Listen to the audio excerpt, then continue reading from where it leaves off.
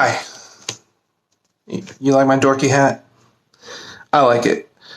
I'm wearing it today because I'm representing Goshen. I'm from Goshen. I went to Goshen High School. And today marks the 28th anniversary of a terrible accident that affected all of us who went to Goshen High School at the time. It claimed the life of a good friend of mine, one of my first loves, one of my first acting partners, a girl named Allison Yoder. Other people were involved in the accident, and they were physically and psychologically damaged as well. All of us who went to school together at the time felt and most likely feel the adverse effects today. This is probably one of the most autobiographical things I've ever written. Everything in it is true except for the names. And while the language may be harsh, it is a fairly accurate representation of the person I was when I was 14 years old, and how that person grew into who I am now. This is called It Shapes You.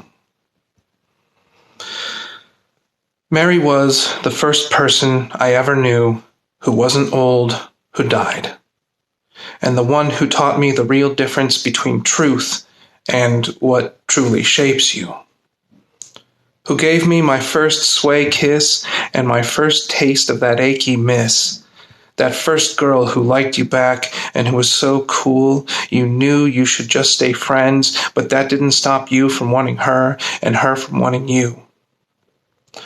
Let me back up. I'm in Miss Kinman's English class. Miss Kinman with the big fat ass who won't take the time to peel back your layers, but who loves all the football players, who all say they all get to lay her, who teaches them to play her game, but won't bother to learn your name if you don't regularly run headfirst into other people. She's talking about Faulkner and annoyed that my stoner buddy Will and I refer to him as Krusty Bill and make thinly veiled weed jokes that she ignores or pretends not to get, her head so full of bubbles because we're just dumb little heshers yet and not worth all the trouble. But finally she says, "You quit that noise and catch your snap because I'm not going to have anything good to say about that." The voice on the PA stops her cold. Mr. DePerna the scold, with a voice like broken glass, and is a total and complete waste of an asshole, sounds oddly patient and practiced, almost like he reads the future in his cigarette ashes, almost like he already knows just how many times he'll make these same types of shows over the next few years, what with all the drug ODs and suicide queers. He says it like it's something he did.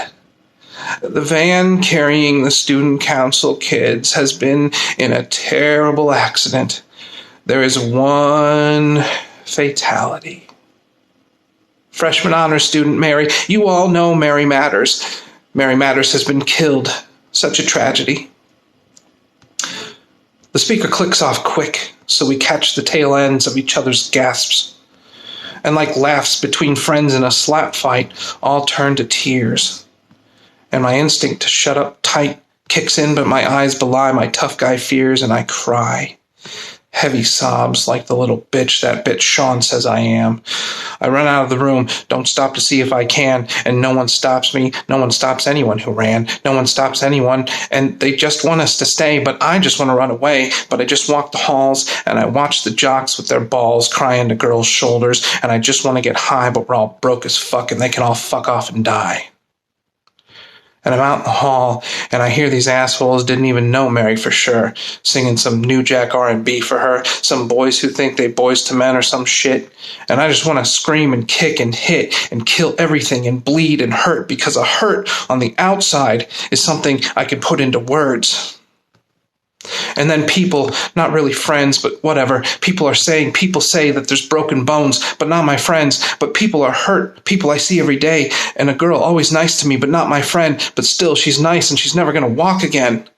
And Mr. Warwick down the way tells me, "Come here, kid, and get your hair out of the way and be a man, kid." And I tell him, "Fuck you, wire dick, macho shithead prick." And I run. I run out of the school, out into the gray day, out into the overcast of that Indiana May, and I'm angry, and I'm all sealed up, and inside me, I'm on fire. And it's all so cheap and spent and tired, and such a typical gravity in my smoldering factory holdover reality, another Midwest Walmart casualty. But my generation doesn't yet know this kind of tragedy, this fatality. But Mary Matters does.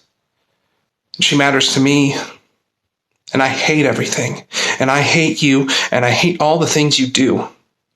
And that day, I begin to play that sad, long game of come here, go away, because there's a stain on the wall and on all the things that once seemed so new. And you hate yourself for not having the words, but you know something, you know that's true. It will be years before you see how you get through this and how it gets through you. And how this kind of thing, still to this day, it has a way. It shapes you.